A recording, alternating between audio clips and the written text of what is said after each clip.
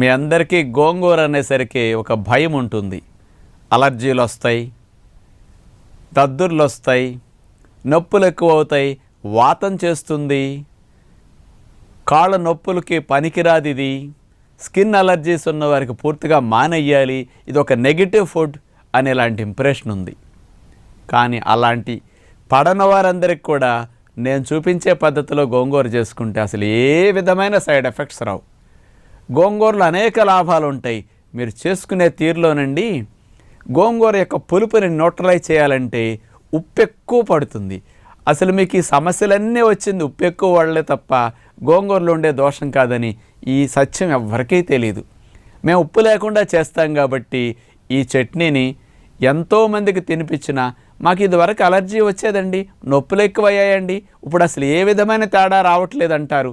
నేను ఇట్లాంటిది కొన్ని వేల మంది మీద తినిపించి